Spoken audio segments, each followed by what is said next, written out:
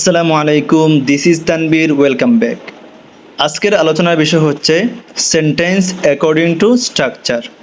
গঠনের দিক থেকে সেন্টেন্স তিন প্রকার: simple sentence, complex sentence, compound sentence. প্রথমে আসি সিম্পল সেন্টেন্স কি। যেই বাক্যে মাত্র একটি ইন্ডিপেন্ডেন্ট ক্লোজ থাকে তাকে সিম্পল সেন্টেন্স বলে। এখন আসি ইন্ডিপেন্ডেন্ট ক্লোজ কি।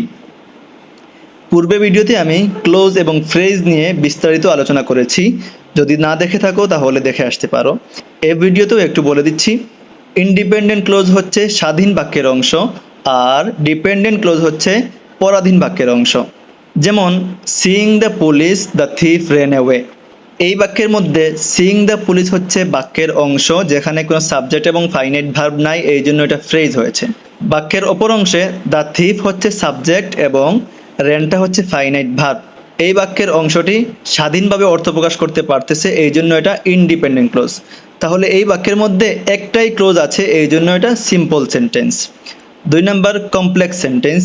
যে বাক্যে একটি ইন্ডিপেন্ডেন্ট ক্লোজ এবং এক বা একাধিক ডিপেন্ডেন্ট ক্লোজ থাকে তাকে কমপ্লেক্স সেন্টেন্স বলে। যেমন when the thief so the police he ran away. এই বাক্যের মধ্যে দুটি ক্লোজ আছে। একটা হচ্ছে when the thief so the police. এই বাক্যের অংশের মধ্যে দ্য থিফ হচ্ছে সাবজেক্ট, সোটা ফাইনাইট ভার্ব, একটা ক্লোজ। আর হি রেন অ্যাওয়ে এই বাক্যের অংশের মধ্যে হিটা সাবজেক্ট, রেনটা ফাইনাইট ভার্ব। এই বাক্যের মধ্যে when the thief so the police এটা ডিপেন্ডেন্ট ক্লোজ, আর হি রেন অ্যাওয়ে এই ক্লোজটা হলো ইন্ডিপেন্ডেন্ট ক্লোজ। তাহলে যেই বাক্যের মধ্যে দুইটা ক্লোজ থাকবে সেটা কমপ্লেক্স সেন্টেন্স। 3 নম্বর কম্পাউন্ড সেন্টেন্স। যেই বাক্যে দুই বা ততোধিক শুধুমাত্র ইন্ডিপেন্ডেন্ট ক্লোজ থাকবে এবং সেই ক্লোজগুলা coordinate, conjunction, and, but, or, so, yet এই শব্দগুলো দ্বারা যুক্ত থাকবে। যেমন the thief so the police and he ran away. The thief so the police হচ্ছে একটা বাক্যের অংশ, একটা ইন্ডিপেন্ডেন্ট ক্লোজ, আর হি রেন অ্যাওয়ে আরেকটি ইন্ডিপেন্ডেন্ট ক্লোজ। এই দুইটা ইন্ডিপেন্ডেন্ট ক্লোজের মধ্যে এন্ড শব্দটা কোঅর্ডিনেটিং কনজাংশন শব্দ। এই এন্ড শব্দটা দুইটা ক্লোজকে যুক্ত করছে, এই জন্য এটা কম্পাউন্ড সেন্টেন্স। তাহলে এক কথায় বলতে গেলে যেই বাক্যের মধ্যে একটি ক্লোজ থাকবে সেটা হচ্ছে সিম্পল সেন্টেন্স। যেই বাক্যের মধ্যে দুইটি ক্লোজ থাকবে সেটা কমপ্লেক্সও হতে পারে, কম্পাউন্ডও হতে পারে। যদি দুইটা ক্লোজের মধ্যে কোঅর্ডিনেটিং কনজাংশন থাকে তাহলে সেটা হবে কম্পাউন্ড সেন্টেন্স, আর যদি কোঅর্ডিনেটিং কনজাংশন না থাকে তাহলে সেটা হবে কমপ্লেক্স সেন্টেন্স। এখন আমরা কিছু উদাহরণ প্র্যাকটিস করব।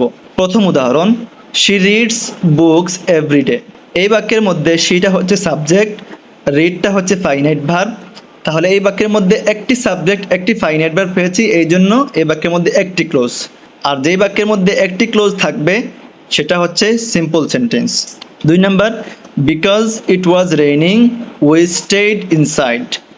এই বাক্যের মধ্যে বিকজ ইট ওয়াজ রেইনিং হচ্ছে একটা ক্লোজ, উই স্টেড ইনসাইড আরেকটি ক্লোজ। এই দুইটা ক্লোজের মধ্যে কোঅর্ডিনেটিং কনজাংশন নাই, এই জন্য এটা complex sentence. 3 number, I wanted to go but I was two tired. এই বাক্যের মধ্যে আই ওয়ান্টেড টু গো হচ্ছে একটা close, I was two tired হচ্ছে আরেকটি ক্লোজ। এই দুইটা ক্লোজের মধ্যে বাট শব্দটা হচ্ছে কোঅর্ডিনেটিং কনজাংশন, যার কারণে এই বাক্যটি হচ্ছে কম্পাউন্ড সেন্টেন্স। 4 নম্বর উদাহরণ, they play football in the park. এই বাক্যের মধ্যে দেটা হচ্ছে সাবজেক্ট আর প্লে শব্দটা হচ্ছে ফাইনাইট ভার্ব। এই সম্পূর্ণ বাক্যের মধ্যে একটি সাবজেক্ট, একটি ফাইনাইট ভার্ব থাকার কারণে এখানে একটি মাত্র ক্লোজ আছে, আর এই বাক্যের মধ্যে যেহেতু একটি ক্লোজ আছে এই জন্য এটা simple sentence. 5 number, if you study hard you will pass in the exam. এই বাক্যের মধ্যে ইফ ইউ স্টাডি হার্ড হচ্ছে একটি clause, you will pass the exam হচ্ছে আরেকটি ক্লোজ। যেহেতু এই দুইটা ক্লোজের মাঝখানে কোনো কোঅর্ডিনেটিং কনজাংশন ওয়ার্ড নাই, এই জন্য এই বাক্যটি কমপ্লেক্স সেন্টেন্স। আশা করি আজকের এই ভিডিওটি ভালো করে বুঝতে পেরেছো।